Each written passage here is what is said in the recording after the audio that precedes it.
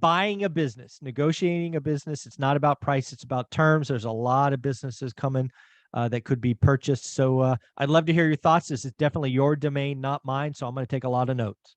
Yeah. So number one, is it better to buy or better to build a business? And, it depends on the business, depends on the circumstances, all those types of things. But generally, in most cases, it's better to buy an existing business that has a reputation, employees, supply chain, creditors, vendors, all of that momentum that you can come in that just needs some more active ownership, somebody that really knows what they're doing, versus starting something from scratch. Now, again, depending on what type of business it is, if it's service-based or whatever, it might be easier, cheaper, better to start it from scratch. But right now, going forward, we've talked about all the risks and threats and everything out there, but whenever there's a storm, man, there's always a little ray of sunshine in there, right? And as soon as the clouds part, you just see blue sky. So with businesses struggling and with the economy heading where it's going to head, and businesses having to contract, there's going to be a lot of owners that are going to want to exit their businesses and want to get out. And there's not going to be anybody coming up behind them because you can't borrow right now to buy businesses that make sense.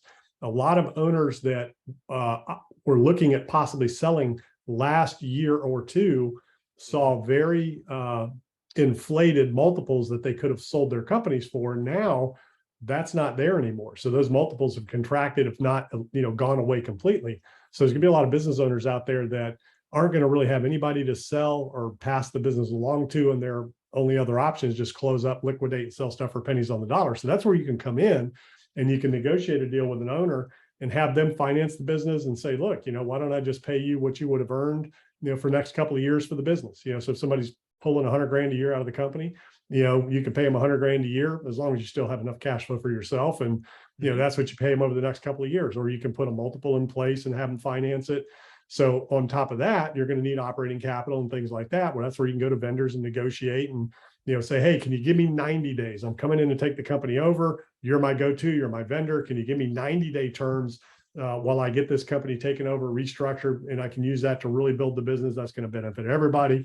And then again, you could have other investors come in to help you with cash to build the business, grow it, and scale it. But generally, if it's a good operating business, the owner's just tired, doesn't really have any desire to do anything with it, generally you can step in, use the cash flow from the company to pay the owner, and then build on the sales yourself if you know what you're doing. So that's the key.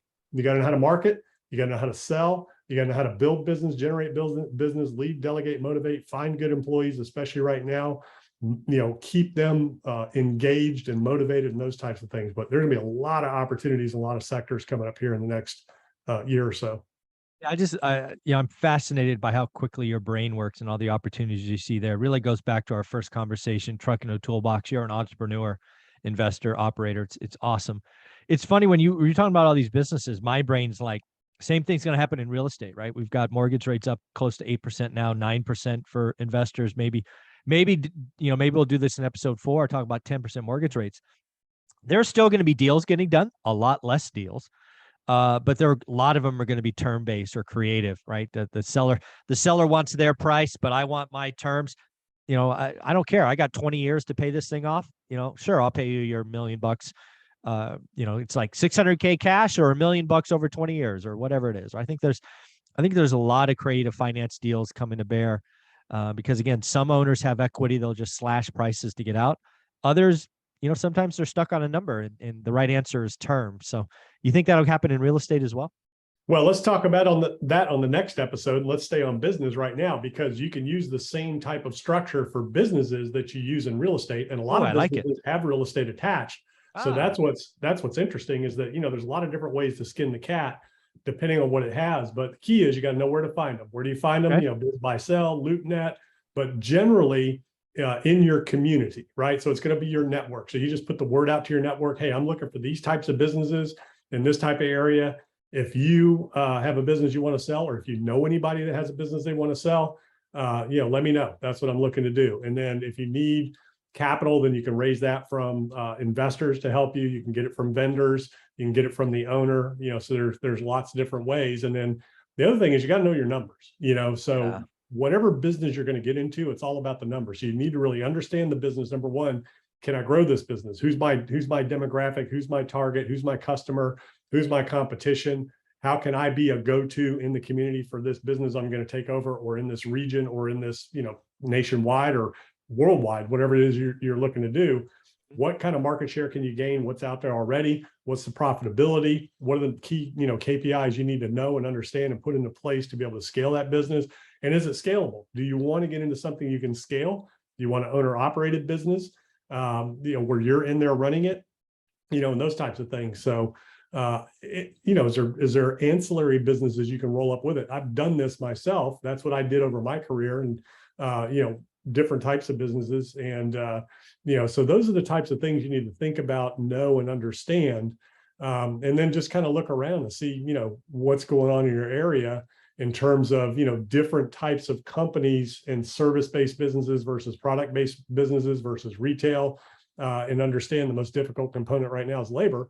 So, you need to understand, well, how can I solve that before I even get into this business? And so those are just some of the things you need to think about when you're, buying a business or even starting one. Yeah, one of the things I want to poke at just a little bit, because again, it's in your career. It's really what you did is you were an operator of, business A.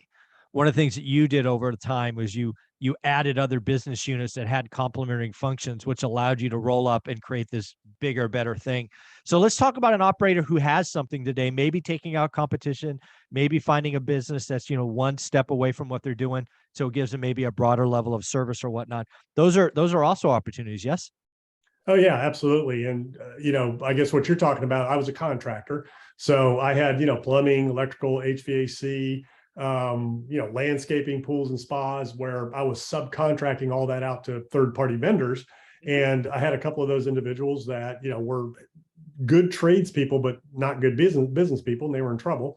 So I came in, took them over, bought the company, grew it, scaled it, blew it up, because I was a marketing expert. So I knew how to get in and blow a company up real fast in terms of sales and marketing. And I'm also a leader, delegator, motivator. Different employment climate back then. It was easy to get employees, it was a whole different labor market. So we were able to get a lot of employees, and put people on the road quick. The other thing is solving problems. So what's the problem out there? One of the problems that I had as a general contractor, I had 3 separate subcontractors to do the exterior package of these, luxurious beach houses, short-term rentals I was building, the landscaping, the pools, and the hot tubs.